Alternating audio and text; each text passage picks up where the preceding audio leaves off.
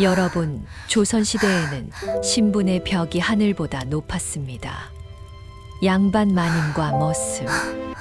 이 둘이 한 방에 있다는 것만으로도 목숨을 걸어야 하는 일이었죠. 하지만 오늘 들려드릴 이야기의 주인공 윤마님은 물에 빠진 머슴을 구한 그날 밤 스스로 그 머슴의 사랑채를 찾아갔습니다. 도대체 무슨 일이 있었던 걸까요? 그리고 그 머슴 돌쇠에게는 아무도 모르는 비밀이 숨겨져 있었습니다. 그가 본래 누구였는지 알게 된 순간 모든 것이 달라졌습니다. 오늘 이야기가 궁금하시다면 좋아요와 구독 부탁드립니다. 여러분의 작은 관심이 더 좋은 이야기를 만드는 힘이 됩니다. 이 이야기는 단순한 사랑 이야기가 아닙니다. 신분, 욕망, 그리고 한 여인과 한 남자의 숨겨진 비밀에 관한 이야기입니다. 이 이야기는 지금으로부터 300년 전 경상도 어느 양반가로 거슬러 올라갑니다. 윤마님은 전주이씨 양반가의 외동딸로 태어났습니다. 총명하고 아름다웠던 그녀는 16세 같은 양반가의 장남 김진사에게 시집을 갔습니다. 주변에서는 모두 부러워했죠. 문벌도 좋고 집안도 부유했으니까요. 하지만 윤마님의 결혼 생활은 그리 행복하지 않았습니다. 남편 김진사는 과거 시험 준비에만 매달렸습니다. 하루 종일 서재에 틀어박혀 책만 읽었습니다. 집안일은 물론 아내에게도 관심이 없었습니다. 저녁 식사조차 함께하지 않을 때가 많았습니다. 윤마님은 마치 집안의 가구처럼 취급받았습니다. 20년이 지났습니다. 하지만 슬아의 자식이 없었습니다. 시어머니는 날이 갈수록 며느리를 구박했습니다. 씨도 못 받는 계집이 감히 이 집에서 무슨 낯짝으로 사느냐. 남편은 아내를 마치 투명인간처럼 대했습니다. 윤마님은 날마다 생각했습니다. 나는 왜 이 집에 왔을까? 나의 삶은 무엇일까? 이렇게 사는 게 의미가 있을까?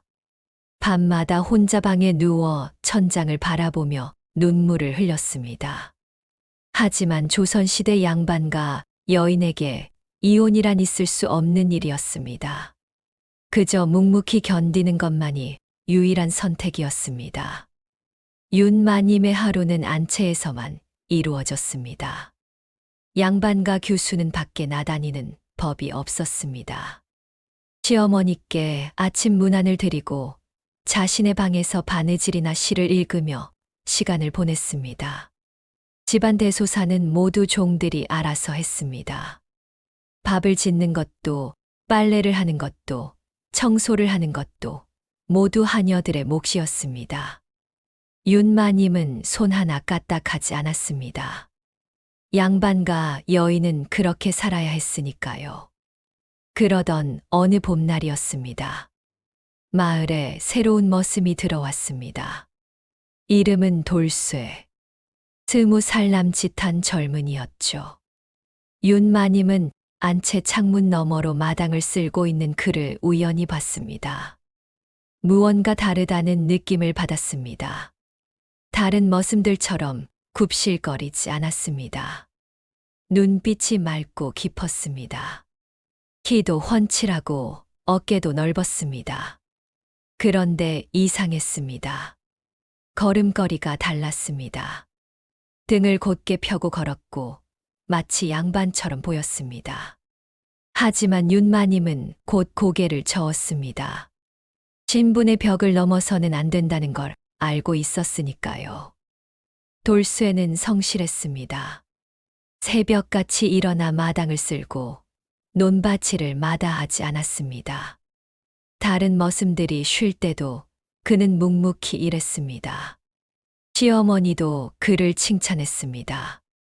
저 젊은 놈은 참 부지런하구나. 힘도 세고 말이야. 윤마님은 창문 너머로 가끔 그를 지켜봤습니다. 땀을 흘리며 일하는 모습, 우통을 벗고 나무를 패는 모습, 우물물로 땀을 씻는 모습. 윤마님은 이상한 감정을 느꼈습니다. 20년 결혼 생활 동안 느껴보지 못한 뜨거운 무언가였습니다. 어느 날 윤마님은 돌쇠가 나무 그늘 아래서 땅바닥에 무언가를 쓰는 모습을 봤습니다. 창문 너머로 자세히 보니 글씨였습니다. 천자문이었습니다. 하늘천, 땅지, 거물현, 누를황. 윤마님은 깜짝 놀랐습니다. 머슴이 글을 안다니. 보통 머슴이 아니구나. 저놈에게는 무언가 비밀이 있다. 여름이 왔습니다. 장마가 끝나고 무더위가 시작되었습니다. 어느 날 오후, 윤마님은 안채마루에 앉아 부채질을 하고 있었습니다. 시어머니는 친척 집에 갔고 남편은 한양에 갔습니다. 하녀들도 모두 장에 가서 집안이 조용했습니다. 그런데 그때였습니다. 저 멀리서 소란스러운 소리가 들렸습니다. 윤마님은 귀를 기울였습니다. 하녀 하나가 황급히 안채로 뛰어왔습니다. 마님, 큰일 났나이다. 무슨 일이냐? 냇가에서 머슴 하나가 물에 빠졌나이다. 윤마님은 깜짝 놀랐습니다. 누가 빠졌느냐? 돌쇠라는 놈이옵니다. 윤마님은 순간 가슴이 철렁했습니다. 돌쇠가. 다른 하녀들은 어디 갔느냐? 모두 장에 갔고 집에는 아무도 없나이다. 머슴들도 수영을 못해서 그저 바라만 보고 있나이다. 윤마님은 망설였습니다. 양반과 부녀자는 함부로 밖에 나가는 법이 없었으니까요. 하지만 사람이 죽어가는데 가만히 있을 수 없었습니다. 앞장서거라. 윤마님은 치마를 걷어 올리고 안채를 나섰습니다. 하녀를 따라 집 뒤편 냇가로 달려갔습니다. 평생 이렇게 뛰어본 적이 없었습니다. 숨이 찼습니다. 하지만 멈출 수 없었습니다. 냇가에 도착한 윤마님은 놀라운 광경을 목격했습니다. 강물에 돌쇠가 떠내려가고 있었습니다. 머슴들은 강둑에서 그저 바라만 보고 있었습니다. 너희들은 뭐 하는 것이냐? 어서 저 놈을 구하지 못할까? 윤마님이 소리쳤습니다. 마님, 저희는 수영을 못하옵니다. 윤마님은 이를 악물었습니다. 저대로 두면 죽는다. 윤마님은 어렸을 때 친정 오빠들과 함께 물놀이를 하며 자랐습니다. 친정이 강 근처였고 어렸을 때는 비교적 자유롭게 자랐거든요. 윤마님은 결심했습니다. 치마 저고리를 입은 채로 물속으로 뛰어들었습니다. 머슴들이 깜짝 놀라 소리쳤습니다. 마님, 안 되옵니다. 하지만 이미 늦었습니다. 윤마님은 이미 물속에 있었습니다. 치맛자락이 무거웠지만 필사적으로 헤엄쳐 돌쇠를 붙잡았습니다. 이놈, 정신 차려. 윤마님이 소리쳤습니다. 돌쇠는 물을 너무 많이 마신 상태였지만 윤마님의 목소리를 듣고 정신을 차렸습니다. 머슴들이 강둑에서 밧줄을 던졌습니다. 윤마님은 돌쇠를 붙잡고 밧줄을 잡았습니다. 머슴들이 밧줄을 당겼습니다. 가까스로 둘은 강둑으로 올라왔습니다. 돌쇠는 강둑에 쓰러져 물을 토해냈습니다. 콜록. 한참을 기침하더니 천천히 눈을 떴습니다. 그리고 눈앞에 윤마님을 보며 놀라 벌떡 일어나 땅에 엎드렸습니다. 마님, 죄송하옵니다. 소인놈이 감히 마님께 이런 망측한 짓을. 돌쇠는 온몸을 떨며 땅에 이마를 박았습니다. 젖은 몸으로 떨고 있었습니다. 윤마님은 숨을 몰아쉬며 말했습니다. 일어나거라. 내 목숨이 먼저다. 돌쇠는 고개를 들지 못했습니다. 하지만 윤마님의 명령이었으므로 천천히 일어났습니다. 그 순간이었습니다. 두 사람의 눈이 마주쳤습니다. 젖은 옷을 입은 윤마님의 모습, 물에 젖어 축 늘어진 머리카락, 드러난 목선과 어깨선. 하지만 그 눈빛만큼은 또렷했습니다. 돌쇠는 그 순간을 평생 잊을 수 없었습니다. 마님이 이렇게 아름다운 분이셨구나. 그리고 목숨까지 구해주시다니. 윤마님도 돌쇠를 바라봤습니다. 물에 젖은 돌쇠의 몸, 튼튼한 가슴과 어깨, 거친 숨소리. 윤마님은 이상한 감정을 느꼈습니다. 가슴이 두근거렸습니다. 20년 결혼 생활 동안 한 번도 느껴보지 못한 감정이었습니다. 윤마님은 황급히 고개를 돌렸습니다. 너 몸조리 잘하거라. 다시는 이런 위험한 짓 하지 마라. 예, 마님. 명심하겠나이다. 돌쇠는 깊이 절했습니다. 그날 저녁 윤마님은 이상한 기분에 사로잡혔습니다. 가슴이 두근거렸습니다. 자꾸만 돌쇠의 모습이 떠올랐습니다. 물에 젖은 그의 몸, 튼튼한 가슴, 거친 숨소리. 이러면 안 돼. 나는 양반가의 마님이야. 저놈은 그저 머슴일 뿐이야. 하지만 마음은 마음대로 되지 않았습니다. 그날 밤 윤마님은 잠을 이루지 못했습니다. 창밖을 내다보니 사랑채에 불이 켜져 있었습니다. 머슴들이 자는 곳이었습니다. 저 놈도 잠을 못 자고 있을까? 저 놈은 지금 무슨 생각을 하고 있을까? 나를 생각하고 있을까? 아니야, 그럴 리 없어.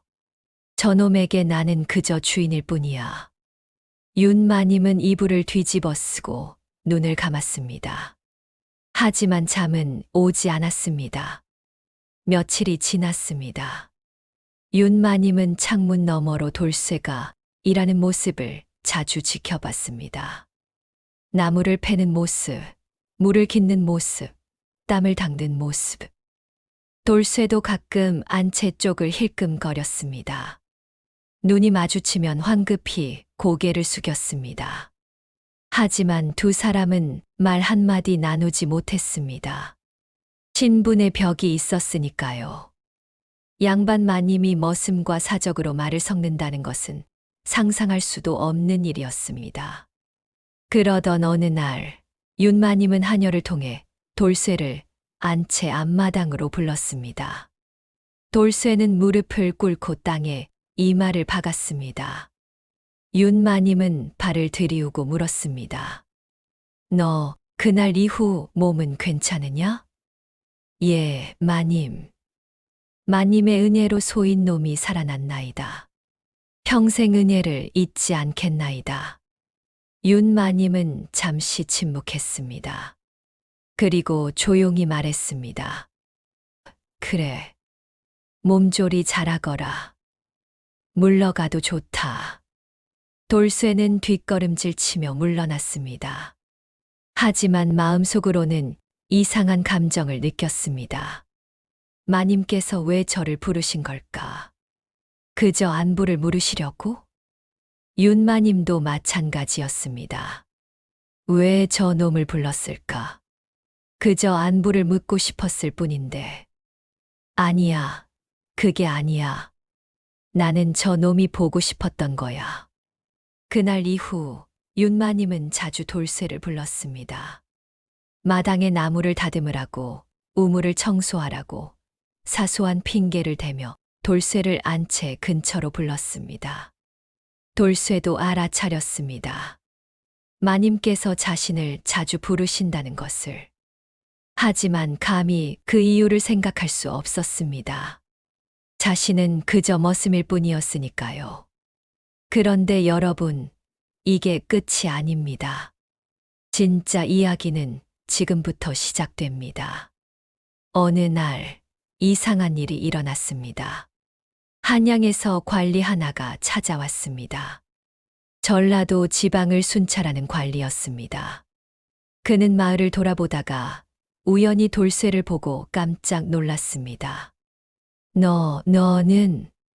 관리가 소리쳤습니다. 돌쇠는 황급히 고개를 숙이고 도망쳤습니다. 관리는 돌쇠를 쫓으려 했지만 돌쇠는 이미 사라진 뒤였습니다. 이봐, 잠깐. 내가 박도령 아니냐? 하지만 돌쇠는 대답하지 않고 사라졌습니다. 윤마님은 이 장면을 창문 너머로 봤습니다. 이상했습니다. 저 관리는 왜 돌쇠를 보고 놀랐을까? 박도령이라고 불렀는데 그게 누구지? 돌쇠는 왜 도망쳤을까? 윤마님은 하녀를 시켜 돌쇠를 불렀습니다. 돌쇠는 안채 앞마당에 무릎을 꿇고 앉았습니다. 온몸이 떨리고 있었습니다. 윤마님은 발을 들이우고 물었습니다. 너, 아까 그 관리는 누구냐? 왜 도망쳤느냐? 그리고 박도령이라니. 그게 무슨 말이냐? 돌쇠는 한참을 망설이다가 조심스럽게 입을 열었습니다.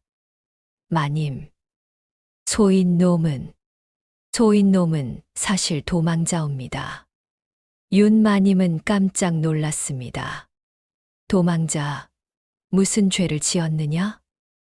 돌쇠는 고개를 들지 못하고 대답했습니다. 소인놈은 죄를 짓지 않았나이다. 하오나 소인놈의 아버님께서 영모에 연루되셨나이다. 억울한 누명이었으나 조정에서는 믿어주지 않았나이다. 가산이 몰수되고 아버님은 유배를 가셨나이다. 소인놈도 잡혀갈 처지였으나 간신히 도망쳐 이곳까지 왔나이다. 윤마님은 숨을 죽이고 물었습니다. 그렇다면 너는 본래 어떤 신분이었느냐? 돌쇠는 떨리는 목소리로 대답했습니다. 소인놈의 아버님은 전라감사 박대감이었나이다. 소인놈의 본명은 박경이옵니다. 하오나 이제는 그 이름도 쓸 수 없고 그저 돌쇠로 살아가고 있나이다. 윤마님은 충격을 받았습니다. 전라감사의 아들이라니. 전라감사면 정의품 관직입니다. 윤마님의 친정아버지도 정삼품이었으니 돌쇠의 아버지가 더 높은 벼슬이었던 것입니다. 그렇다면 저놈은 자신보다 훨씬 높은 신분이었던 것입니다. 하지만 지금은 머슴으로 살고 있었습니다. 세상의 무상함이 느껴졌습니다. 윤마님은 목이 메었습니다. 너, 그 어린 나이에 혼자 도망 다니느라 얼마나 힘들었느냐. 돌쇠는 눈물을 흘렸습니다. 처음으로 자신의 처지를 불쌍히 여겨주는 사람을 만났습니다. 소인놈은 괜찮나이다. 하오나 아버님께서 억울한 누명을 쓰신 것이 너무나 원통하옵니다. 아버님은 평생 나라를 위해 충성하셨는데 간신의 모함으로. 돌쇠는 더 이상 말을 잇지 못하고 흐느꼈습니다. 윤마님은 조용히 말했습니다. 걱정 마라. 내가 너를 숨겨주마. 아무에게도 말하지 않겠다. 그리고 윤마님은 잠시 망설이다가 말을 이었습니다. 언젠가는 내 아버님의 누명이 벗겨질 것이다. 그때까지 여기서 안전하게 지내거라. 돌쇠는 눈물을 흘리며 절했습니다. 황송하옵니다, 마님.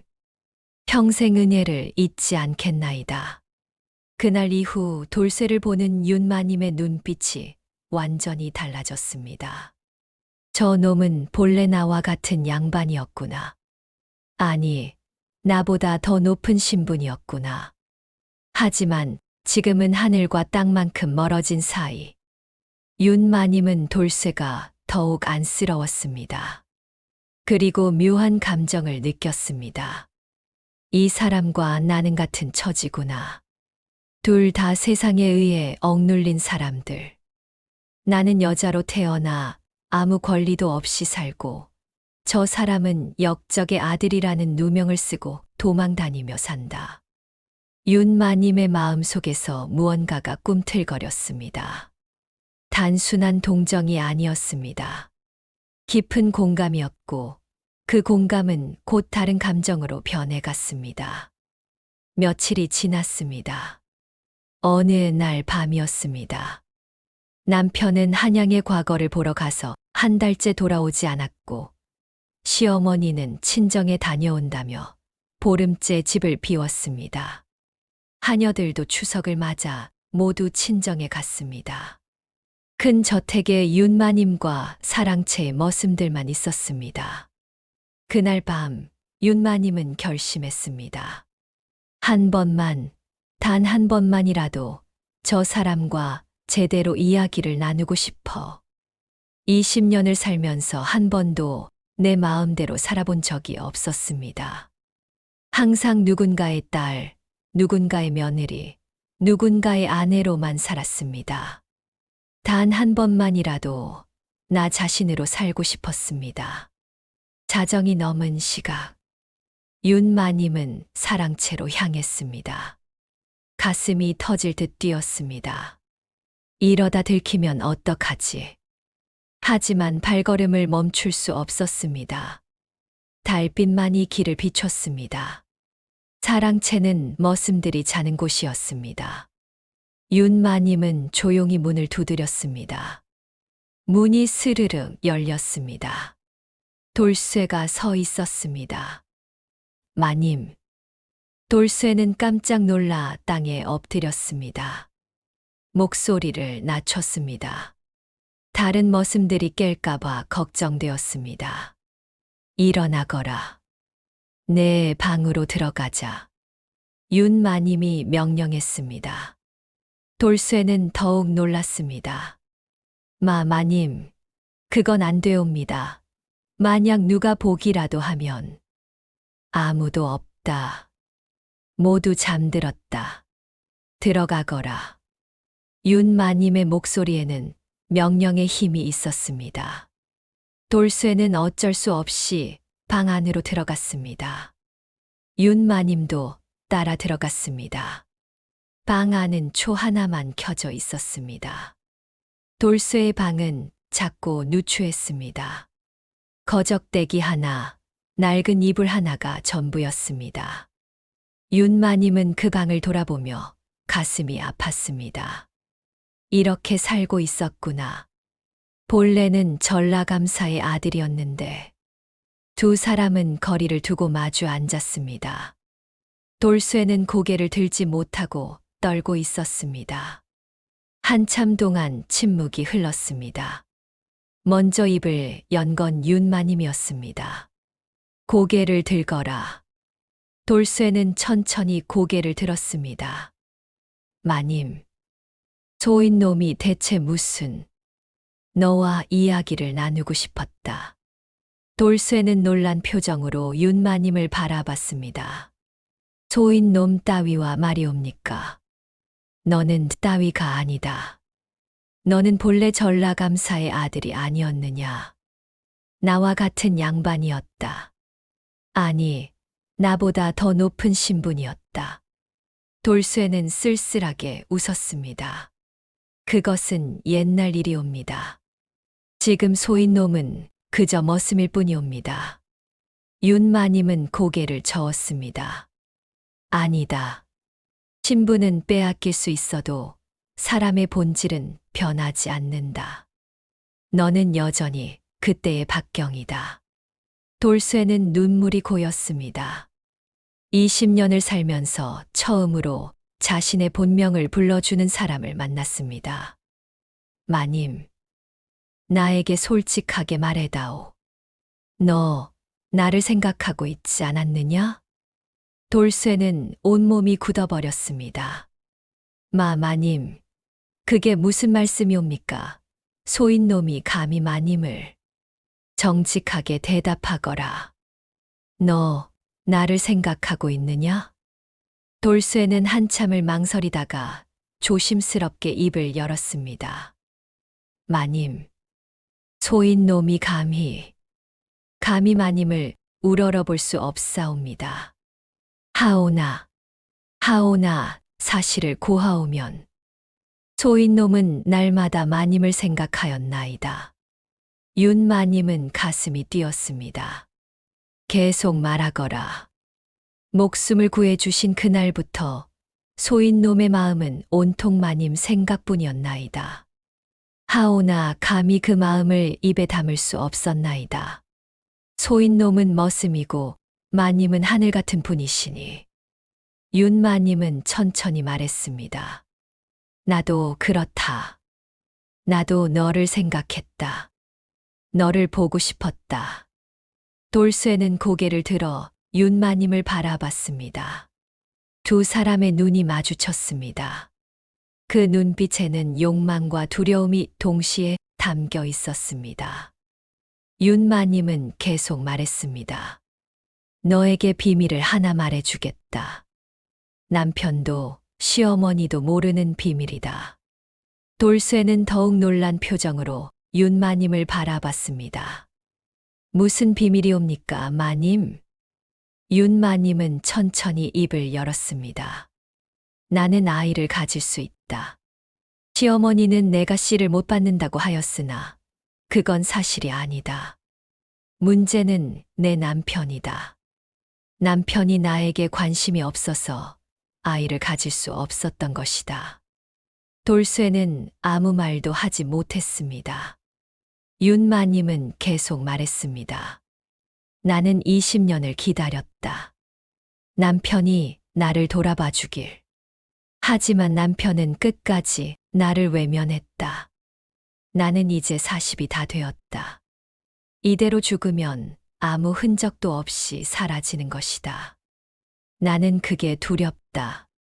나도 이 세상에 살았다는 증거를 남기고 싶다. 돌쇠는 온몸이 떨렸습니다. 마님, 그게 무슨 말씀이옵니까?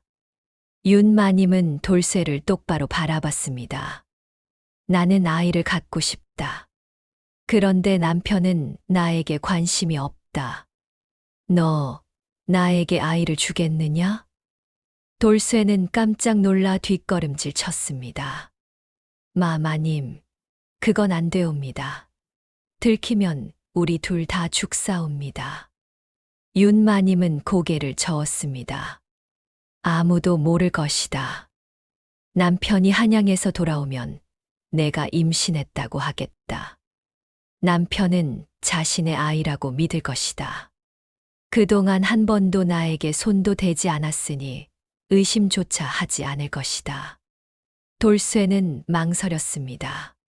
하지만 마님, 그것은 너무나 위험한 일이옵니다.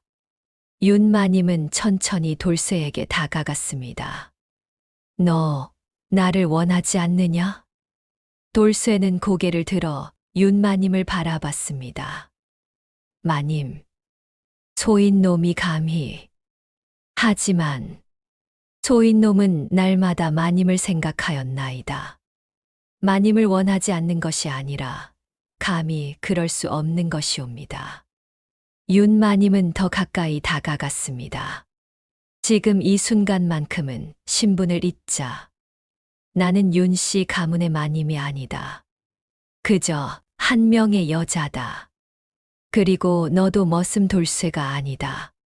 전라감사의 아들 박경이다. 우리는 같은 양반이다. 돌쇠는 눈물을 흘렸습니다. 마님, 오늘 밤 나를 너의 여자로 만들어다오. 그날 밤 두 사람 사이에 무슨 일이 있었는지는 아무도 모릅니다. 하지만 그날 이후 윤마님의 밤은 달라졌습니다. 한 달에 한 번 남편이 집을 비울 때마다, 시어머니가 집을 비울 때마다 윤마님은 밤중에 사랑채를 찾았습니다. 두 사람은 말없이 서로를 안았습니다. 신분을 뛰어넘은 금지된 관계였지만 두 사람에게는 유일한 위안이었습니다. 돌쇠는 윤마님에게 말했습니다. 마님, 소인놈은 행복하옵니다. 비록 이것이 금지된 일이라 해도 소인놈은 마님과 함께하는 이 시간이 너무나 행복하옵니다. 윤 마님도 돌쇠를 안으며 말했습니다. 나도 그렇다. 20년을 살면서 처음으로 행복하다. 너와 함께 있을 때만 내가 살아있다는 느낌이 든다. 두 사람은 서로에게 위로가 되었습니다. 석 달이 지났습니다. 윤 마님은 임신을 확인했습니다. 가슴이 뛰었습니다. 드디어 아이를 가졌습니다. 하지만 이 아이의 아버지는 남편이 아니었습니다. 돌쇠의 아이였습니다. 아니, 전라감사의 아들 박경의 아이였습니다. 윤마님은 남편에게 알렸습니다. 여보, 제가 아이를 가진 것 같습니다. 남편은 놀라워하면서도 기뻐했습니다. 정말이요? 20년 만에? 예. 의원이 확인했습니다. 허허, 하늘이 우리를 불쌍히 여기셨구려. 시어머니는 이제야 제 역할을 하는구나며 기뻐했습니다. 역시 내 며느리야. 늦었지만 잘했다. 하지만 돌쇠는 복잡한 심정이었습니다. 자신의 아이가 양반의 아들로 자랄 것이었습니다. 자신은 평생 그 아이를 지켜볼 수밖에 없었습니다. 아버지라고 밝힐 수도 없었습니다. 어느 날 밤, 윤마님이 마지막으로 사랑채를 찾았습니다. 이제 아이가 생겼으니 더 이상 너를 만날 수 없다. 돌쇠는 고개를 끄덕였습니다. 알고 있나이다, 마님. 윤마님은 눈물을 흘렸습니다. 하지만 한 가지는 약속해다오.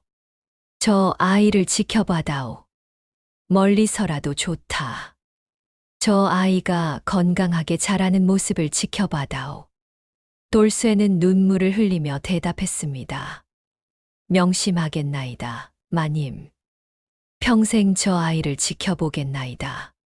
그것이 소인놈이 아버지로서 할 수 있는 유일한 일이옵니다. 두 사람은 마지막으로 서로를 안았습니다. 그리고 영원히 헤어졌습니다. 10달이 지났습니다. 윤마님은 아들을 낳았습니다. 건강한 사내 아이였습니다. 집안이 잔치 분위기였습니다.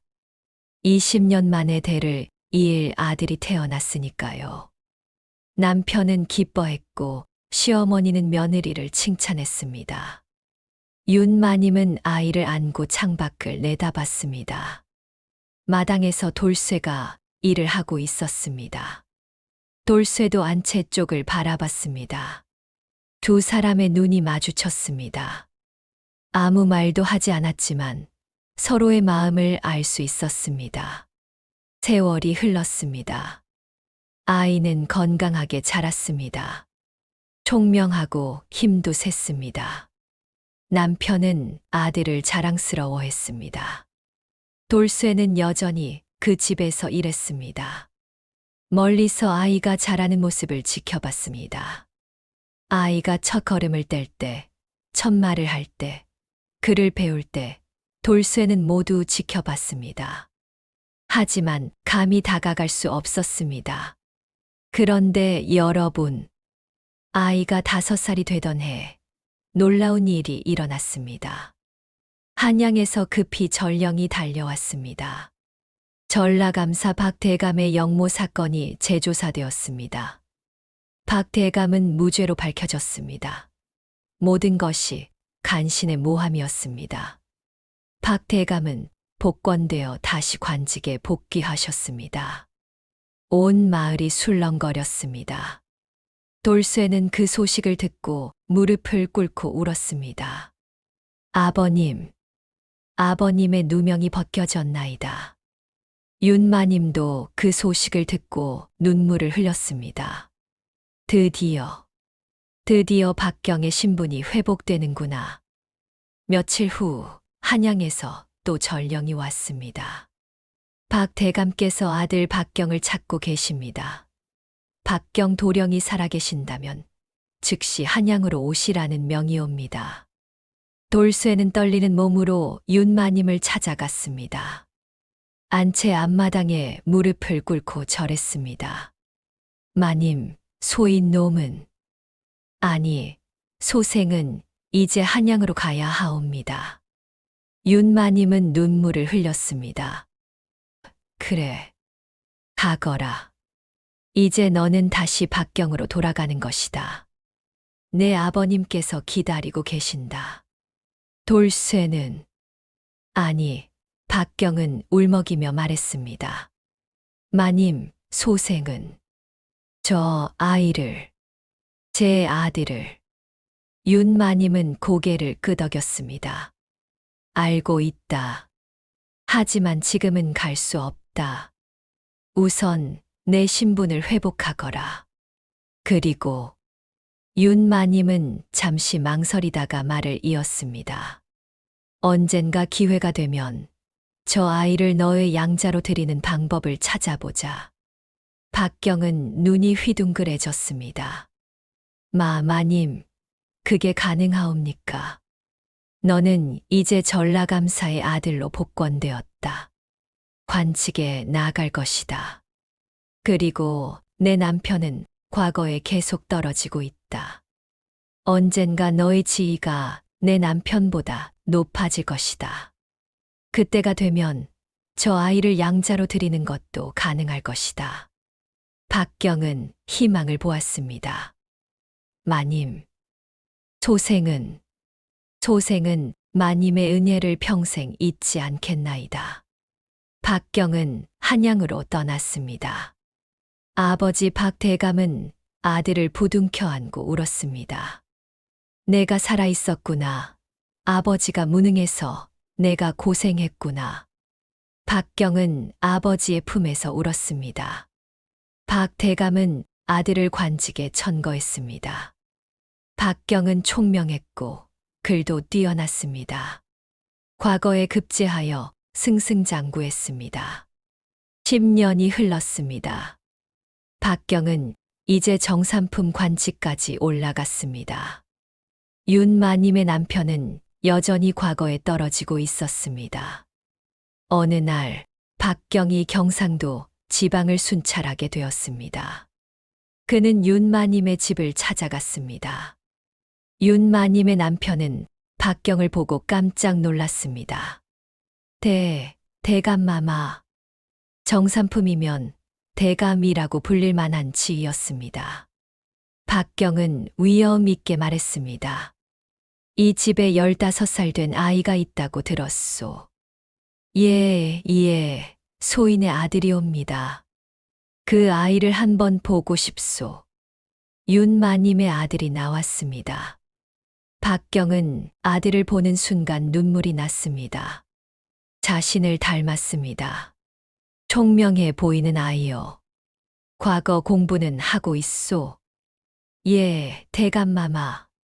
열심히 공부하고 있습니다. 박경은 윤마님의 남편을 보며 말했습니다. 내게 아들이 없소. 이 아이를 내 양자로 드리고 싶소. 윤마님의 남편은 깜짝 놀랐습니다. 예, 그게. 거절하시겠소. 정삼품 대감의 양자가 되면 이 아이의 미래는 보장되는 것이요. 나는 아들이 필요하고 당신은 과거에 계속 떨어지고 있지 않소. 윤마님의 남편은 할 말이 없었습니다. 소인이 감히 결정하시오. 윤마님의 남편은 결국 동의했습니다. 윤마님은 기뻐했습니다. 아들이 박경의 양자가 되다니. 이것은 하늘이 내린 기회였습니다. 박경은 윤마님을 잠깐 만났습니다. 아무도 없는 곳에서. 마님, 소생이 약속을 지켰나이다. 고맙다. 이제 너는 저 아이의 아버지가 되는 것이다. 마님, 소생은 평생 마님을 잊지 못할 것이옵니다. 나도 그렇다. 하지만 이제 우리는 각자의 길을 가야 한다. 저 아이를 잘 부탁한다. 명심하겠나이다. 그 후 윤마님의 아들은 박경의 양자가 되어 한양으로 갔습니다. 훌륭한 교육을 받고 과거에 급제했습니다. 장차 큰 인물이 되었습니다. 윤마님은 편안한 노년을 보냈습니다. 아들이 성공했고 자신의 비밀은 끝까지 지켜졌습니다. 남편도 시어머니도 아무도 몰랐습니다. 박경도 훌륭한 관리가 되었습니다. 아버지의 명예를 회복했고 자신의 아들을 양자로 들여 대를 이었습니다. 세월이 흘러 윤마님이 세상을 떠날 때가 왔습니다. 박경이 찾아왔습니다. 마지막 인사를 하러 왔습니다. 마님, 소생은 마님 덕분에 살았고 마님 덕분에 아들을 얻었나이다. 평생 은혜를 잊지 않겠나이다. 윤마님은 미소를 지으며 말했습니다. 나도 고맙다. 너 덕분에 내 인생이 의미 있었다. 저 아이를 잘 부탁한다. 명심하겠나이다. 윤마님은 평화롭게 눈을 감았습니다. 그 비밀은 끝까지 지켜졌습니다. 여러분, 이 이야기가 우리에게 주는 교훈은 무엇일까요? 신분의 벽은 높았지만 인간의 마음까지 가둘 수는 없었습니다. 윤마님과 박경의 사랑은 비록 금지된 사랑이었지만 그들은 그 사랑을 통해 행복을 찾았습니다. 그리고 그 사랑의 결실인 아이는 훌륭한 사람으로 자랐습니다. 더욱 놀라운 것은 하늘은 결국 억울한 자를 구제했다는 것입니다. 박경의 아버지는 누명이 벗겨졌고 박경은 신분을 회복했습니다. 그리고 자신의 아들을 양자로 들여 대를 이을 수 있었습니다. 이것이 바로 권선징악입니다. 착한 사람은 결국 보상을 받고 억울한 사람은 결국 명예를 회복합니다. 세상은 때로 불공평해 보이지만 결국에는 정의가 승리합니다. 윤마님과 박경은 평생 그 비밀을 가슴에 품고 살았습니다. 하지만 후회하지 않았습니다. 왜냐하면 그들은 진심으로 서로를 사랑했고 그 사랑이 헛되지 않았으니까요. 여러분, 오늘 이야기가 마음에 드셨다면 좋아요와 구독 부탁드립니다. 그리고 댓글로 여러분의 생각을 남겨주세요. 여러분이라면 윤마님의 선택을 어떻게 생각하시나요? 다음에도 더 좋은 이야기로 찾아뵙겠습니다. 감사합니다.